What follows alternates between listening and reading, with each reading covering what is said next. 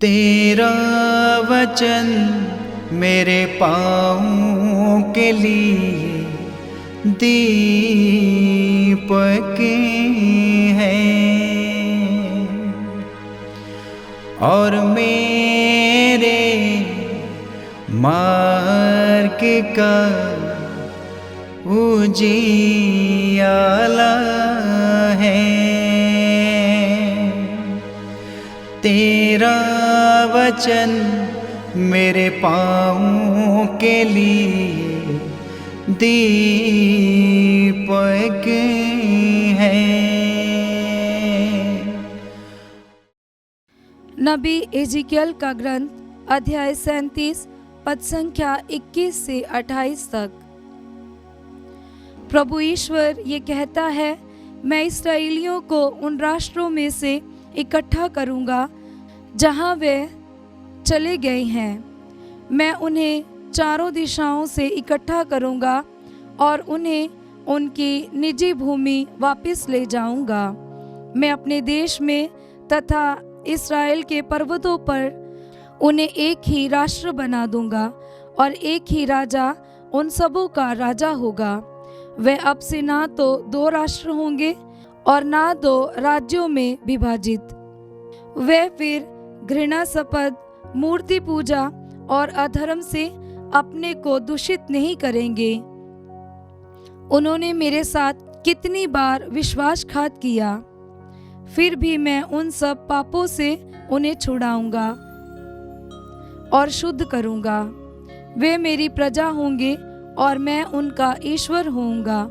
मेरा सेवक दाऊद उनका राजा बनेगा और उन सबों का एक ही चरवाहा होगा। वे मेरे नियमों पर चलेंगे और मेरी आज्ञाओं का विधिवत पालन करेंगे। वे और उनके पुत्र पौत्र सदा सर्वदा अपने पूर्वजों के देश में निवास करेंगे, जिसे मैंने अपने सेवक याकूब को दे दिया है। मेरा सेवक दाऊद सदा के लिए उनका राजा होगा। मैं उनके लिए शांति का विधान निर्धारित करूंगा, एक ऐसा विधान जो सदा बना रहेगा। मैं उन्हें फिर बसाऊंगा, उनकी संख्या बढ़ाऊंगा और उनके बीच सदा के लिए अपना मंदिर बनाऊंगा। मैं उनके बीच निवास करूंगा, मैं उनका ईश्वर होऊंगा और वे मेरी प्रजा होंगे।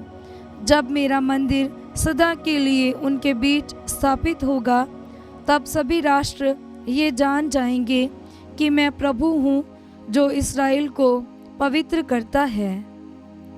ये प्रभु की वाणी है। ईश्वर को धन्यवाद। भजन अनुवाक्य। प्रभु चरवाहे की तरह अपने झुंड की रक्षा करेगा। प्रभु चरवाहे की तरह अपने झुंड की रक्षा करेगा। हे राष्ट्रों, प्रभु का वचन सुनो। सुदूर द्वीपों तक ये घोषित करो, जिसने इस्राएल को बिखेरा है वही उसे एकत्र करेगा और उसकी रक्षा करेगा, जैसा कि चरवाहा अपने झुंड की करता है। अनुवाक्य। प्रभु चरवाहे की तरह अपने झुंड की रक्षा करेगा। क्योंकि प्रभु ने याकूब का उद्धार किया और उससे उसके शक्तिशाली शत्रु के पंजे से छुड़ाया। वे लौटकर सियोन पर्वत पर आनंद के गीत गाएंगे। वे बड़ी संख्या में प्रभु को दान देने आएंगे। अनुवाक्य। प्रभु चरवाहे की तरह अपने झुंड की रक्षा करेगा। तब कुमारियां उल्लासित होकर नृत्य करेंगी, नवयुवक और वृद्ध एक साथ आनंद मनाएंगे। मैं उनका शोक आनंद में बदल दूंगा, उन्हें सांत्वना दूंगा और दुख के बदले सुख प्रदान करूंगा। अनुवाक्य। प्रभु चरवाहे की तरह अपने झुंड की रक्षा करेगा। जय घोष। प्रभु कहता है, अपने पुराने पापों का भार फेंक दो, एक नया हृदय और एक नया मनोभाव धारण करो। संत यूहन्ना के अनुसार पवित्र सुसमाचार अध्याय 11 पद संख्या 45 से 57। जो यहूदी मरियम से मिलने आए थे और जिन्होंने यीशु का यह चमत्कार देखा, उनमें से बहुतों ने उनमें विश्वास किया, परंतु उनमें से कुछ लोगों ने फरीसियों के पास जाकर बतलाया कि यीशु ने क्या किया है। तब महायाजकों और फरीसियों ने महासभा बुलाकर कहा, हम क्या करें? वह मनुष्य बहुत से चमत्कार दिखा रहा है। यदि हम उसे ऐसा करते रहने देंगे तो सभी उसमें विश्वास करने लगेंगे और रोमन लोग आकर हमारा मंदिर और हमारा राष्ट्र नष्ट कर देंगे। उनमें से एक ने, जिसका नाम कैफस था और उस वर्ष प्रधान याजक था, उनसे कहा, आप लोगों की बुद्धि कहाँ है? आप यह नहीं समझते कि हमारा कल्याण इसमें है कि एक ही मनुष्य जनता के लिए मर जाए और समस्त राष्ट्र का सर्वनाश ना हो। उसने ये बात अपनी ओर से नहीं कही। उसने उस वर्ष के प्रधान याजक के रूप में भविष्यवाणी की कि यीशु राष्ट्र के लिए मरेंगे, और ना केवल राष्ट्र के लिए बल्कि इसलिए भी कि वह ईश्वर की बिखरी हुई संतान को एकत्र कर लें। उसी दिन उन्होंने यीशु को मार डालने का निश्चय किया। इसलिए यीशु ने उस समय से यहूदियों के बीच प्रकट रूप से आना जाना बंद कर दिया।